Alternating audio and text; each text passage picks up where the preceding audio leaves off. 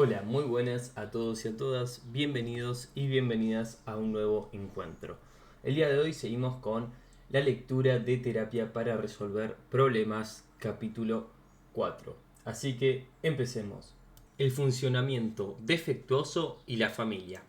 Un terapeuta debe ser capaz de pensar en función del por lo menos 3 pasos de secuencia y 3 niveles de jerarquía.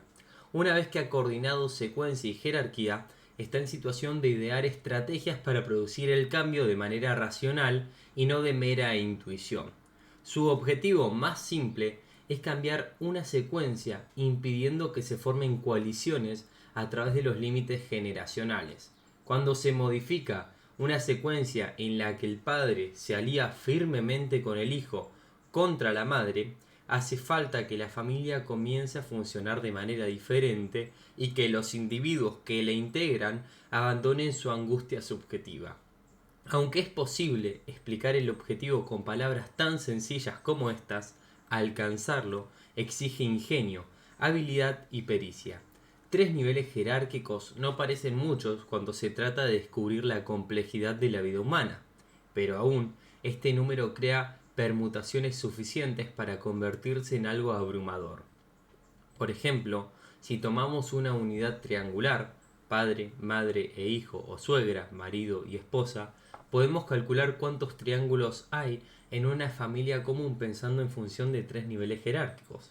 En una familia compuesta por los progenitores, 2 hijos y 4 abuelos, solo hay 8 personas, pero en cuanto a unidades triangulares tenemos 56 triángulos, y esto sin contar a los tíos, tías, vecinos, empleadores o terapeutas.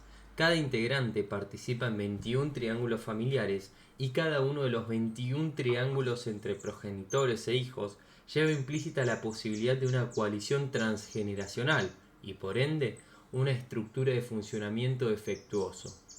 Resumiendo el concepto de jerarquía ofrecido aquí, la organización con funcionamiento defectuoso considera en su carácter de unidad triangular 3 niveles que presenta ciertas particularidades, según veremos. Primera, los 3 individuos que reaccionan entre sí no son pares, sino que pertenecen a 3 generaciones diferentes, entendiéndose por generación a un orden distinto dentro de la jerarquía de poder, por ejemplo, padre-hijo o gerente y empleado.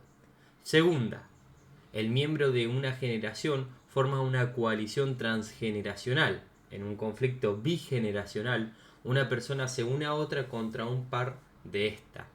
En uno trigeneracional, la persona que ocupa el nivel superior se coliga con la de nivel inferior contra la que ocupa el nivel medio. Se entiende por coalición un proceso de acción conjunta contra un tercero, a diferencia de la alianza en la que 2 personas comparten un interés del que no participa el tercer individuo. Tercera, el problema es más grave cuando se niega u oculta la coalición transgeneracional. Dentro de este esquema, cabe subrayar que el funcionamiento defectuoso de una organización no obedece a las coaliciones transgeneracionales, sino a la reiteración de estas como parte del sistema. A veces, una mujer debe salvar a su hijo enfrentando al esposo, pero cuando este acto se transforma en un modo de vida, se trastorna la organización familiar. Hablemos ahora de los conflictos trigeneracionales. El terapeuta debe tener presente que su mapa mental nunca será idéntico al territorio que le ofrece cada caso nuevo, ya que los clientes no presentarán sus problemas del modo contextual adecuado. Una mujer puede acudir al consultorio quejándose de que su hija es una irresponsable, que bebe y deja solo al niño por las noches, o bien puede aparecer una madre con su hijo varón de 12 años al que acusa de robarle cosas, hecho que las inquieta a ella y a la abuela del niño, que vive a la vuelta de la esquina. A un terapeuta no contextual, el niño podría parecerle hosco y mísero, una criatura con una pobre imagen de sí misma y que se siente una falta de cariño en su interior. Cuando un terapeuta observa el trabajo de sus colegas o reside en una institución de internación, nota a veces que un paciente se conduce de manera estrepitosa y sobreactúa. El equipo profesional decide, quizá, que el paciente está dramatizando un conflicto interno y lo coloca en un grupo para que se exprese, y tal vez discute su caso tildándolo de consentido, rebelde, regresivo, etc. Estos problemas presentados deben examinarse en función de la jerarquía y secuencias vigentes que hacen que los individuos se comporten así. En las siguientes secuencias pueden apreciarse todos los ejemplos antedichos de problemas. Una de las secuencias problemas más comunes es la trigeneracional, en cual la situación clásica interviene la abuela, la madre y el niño problema. En la situación típica de la familia pobre, donde falta uno de los progenitores, y de la familia de clase media en que la mujer se ha divorciado y ha vuelto a vivir con su madre. En el ejemplo clásico tiende a definirse a la abuela como dominante, a la madre como irresponsable y al niño como presentado un problema de conducta. La secuencia típica se desarrolla así. 1. La abuela se hace cargo del nieto protestando porque la madre es una irresponsable y no atiende al niño como debiera. De este modo, la abuela se une al nieto contra la madre en una coalición transgeneracional. Segundo, la madre se retira dejando que la abuela cuide al niño. Tercero, el niño se porta mal o manifiesta una conducta sintomática. Cuarto, la abuela protesta diciendo que no debería tener que cuidar y disciplinar al niño, que ella ya ha criado a sus hijos y que la madre debería criar al suyo. Quinto, la madre comienza a hacerse cargo de su hijo. Sexto, la abuela protesta diciendo que la madre es una irresponsable y que no sabe criar correctamente al niño. Se hace cargo de él para salvarlo de la madre. Séptimo, la madre se retira dejando que la abuela cuide al niño. Y octavo, el niño se porta mal o manifiesta una conducta sintomática. En cierto momento, la abuela protesta diciendo que la madre debería hacerse cargo de su propio hijo y el ciclo continúa indefinidamente. Por supuesto, también hay mala conducta o angustia por parte del niño en grado suficiente como para provocar a los adultos a continuar ese ciclo. Cuando pensamos en las líneas generacionales como líneas jerárquicas de poder, resulta evidente que el clásico conflicto trigeneracional puede producirse con un experto que sustituya a la abuela. En la terapia infantil prolongada, la secuencia es como sigue. 1. El terapeuta se ocupa del niño perturbándolo. Esto implica que la madre no lo ha criado correctamente, razón por la cual el experto debe hacerse cargo del niño y liberarlo de sus conflictos internos. Al ser un experto, el terapeuta ocupa una posición jerárquica superior a la de la madre, y al tratar de salvar al niño de ella, están coligándose contra él, contra la madre, pasando por sobre los límites generacionales. Segundo, la madre se retira, dejando que el experto se haga responsable de los problemas de su hijo y sintiéndose fracasada como madre, ya que de lo contrario, esta intervención no habría sido necesaria. Tercero, el terapeuta tiene dificultades con el niño y también comprende que no puede hacerse cargo de él, de modo que protesta alegando que la madre debería atenderlo y cuidarlo como corresponde. Cuarto, la madre empieza a ocuparse más de su hijo. Quinto, el terapeuta protesta diciendo que la madre no trata correctamente al niño, se inmiscuye más e insiste en que debe salvarse al niño de la madre. Sexto, la madre se retira, dejando que el terapeuta se ocupe de los problemas de su hijo. La secuencia continúa hasta que el niño llega a la adolescencia y es promovido al consultorio a un terapeuta de adolescentes. Los clínicos pueden tropezar también con esta clase de conflicto trigeneracional en relación con colegas.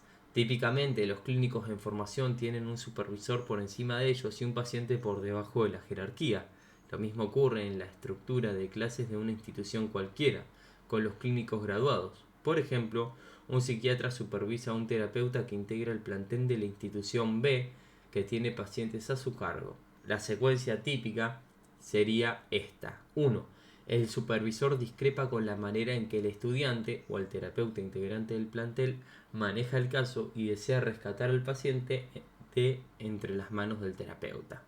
A veces, este acudió al supervisor con una queja, iniciando la secuencia y otros problemas que salen a relucir simplemente en una discusión entre supervisor y estudiante. A medida que insiste en que se trate el caso de determinada manera, discrepando con el estudiante, el supervisor va formando una coalición trigeneracional con el paciente contra el terapeuta. Segundo, el estudiante se retira, ya sea dejando que el supervisor maneje el caso o pidiéndole demasiada ayuda.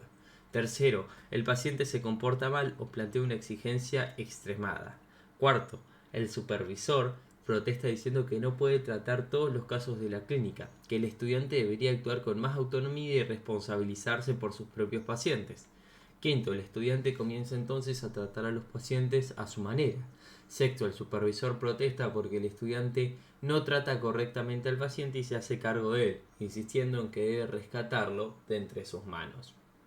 La secuencia continúa y el paciente ingresa al fichero de casos crónicos de una clínica. También es un ejemplo típico de los conflictos entre los profesionales de un hospital para enfermos mentales. El niño en función parental. En algunas familias, sobre todo en aquellas que tienen un solo progenitor y muchos niños, hay una tercera generación que no está claramente definida como tal. Están la madre y sus hijos, pero en un nivel intermedio aparece un hijo o hija mayor que actúa en función parental con los más pequeños. No pertenece a la generación adulta, puesto que es un niño y sin embargo desempeña un rol adulto al encargarse de sus hermanos menores. Este niño en función parental suele ocupar una posición bastante difícil porque es responsable de los más pequeños sin tener el poder para gobernarlos. Está entre dos fuegos, los niños que se portan mal y la madre que insiste en hacerlos responsables de ellos, pero sin delegar en sus plenos poderes ni darle autonomía suficiente como para manejar la situación. Típicamente, cuando pasa algo, la madre apoya a los pequeños contra el mayor.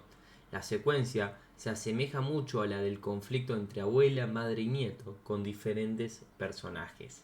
En una entrevista de la familia se detecta una situación así cuando hay un niño que habla en nombre de los más pequeños, protegiéndolos y abocándose a menudo a cuestiones bastante graves sin comunicárselo a la madre.